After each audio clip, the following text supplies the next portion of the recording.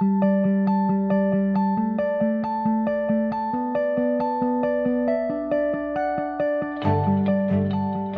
and welcome to AEF TV in association with Engerati. I'm joined now by Tunde Morakinyo, who is from ERM. That probably stands for something, but let's put it into context. Firstly, welcome and thanks for being here. Thank you. It's great that you are here because almost not by design but by accident, the interviewee beforehand was a forestry company looking at putting in sustainable energy and really putting in a sustainability.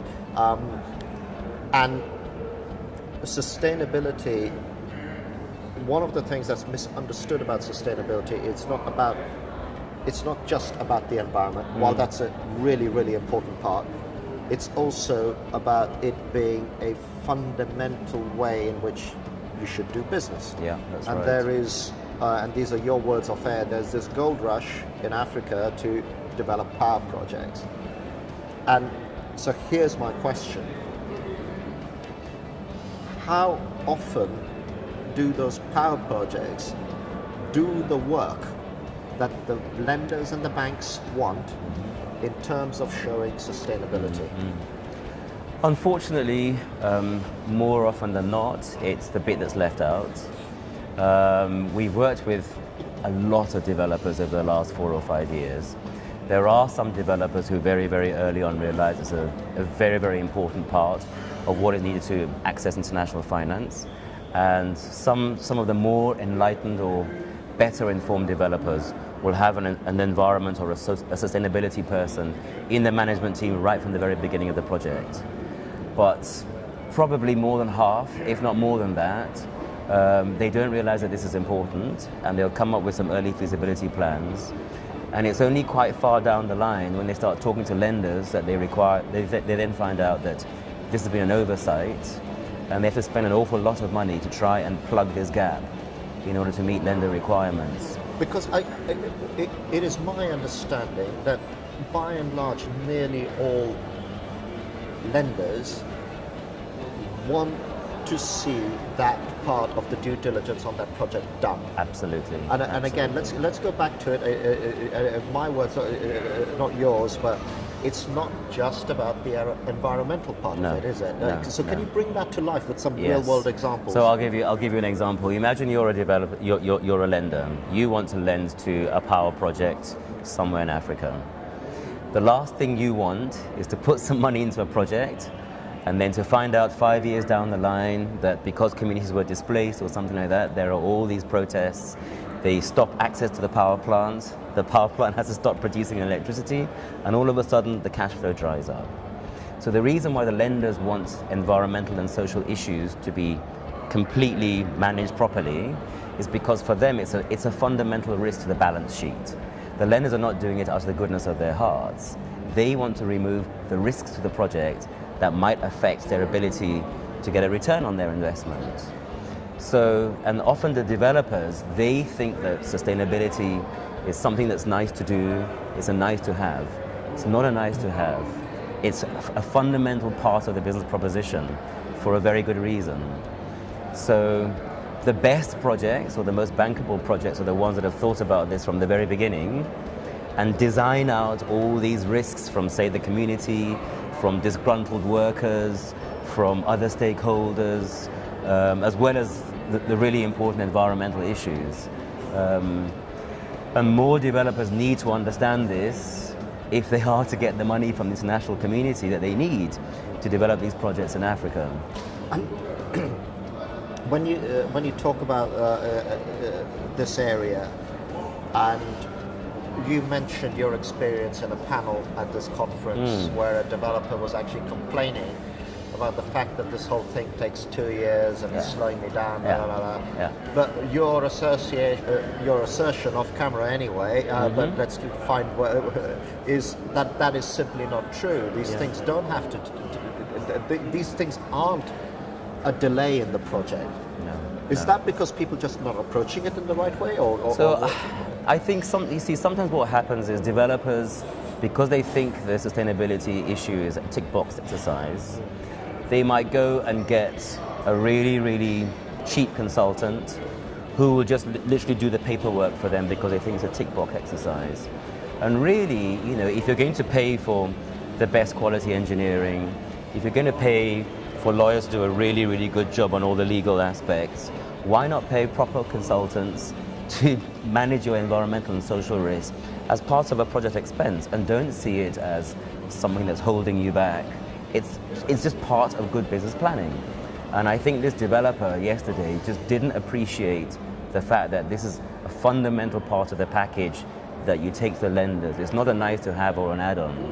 So I think there's a lot of education that needs to take place. Do you think a part of the issue is also that you have developers, and I'm seeing this DNA change, you have developers who are literally just interested in getting this project to financial close, and that's their job done. They probably never see it again. Do you think that's a big part of a change? Because the other flip of that, what I am seeing, is developers who are actually now invested in the operational element. Yes, and that's I would right. imagine that people who have that vested interest would take this a lot more seriously, wouldn't they? Yes. No, I agree. I mean, there's obviously a bit of short-termism in that some people are just focused on the financial close gateway. But I think also there's also a problem around education and awareness, and I think a lot of the lenders probably need to look at how can they build a better body of knowledge to share with the development, the community of developers, because I think for a long time to come, Africa will remain, the Africa power play will remain a space dominated by small and medium-sized companies. And we need to look at a way of bridging the gap between their level of knowledge now and where they need to get to unlock this finance that wants to come into Africa.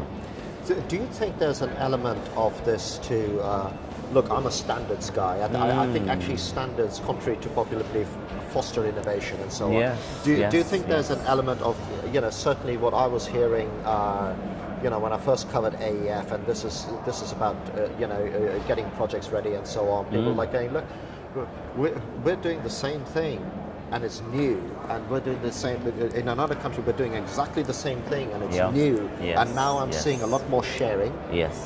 So, do you think in this space we need a similar approach, some sort of standard-based approach, where the lenders can proactively go out and say, look, here is our standard.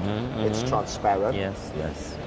This is what we expect, and also from your world. Coming to that table and say, look, here are the standards the standards of performance at which due diligence needs to take place. So there's already a standard out there.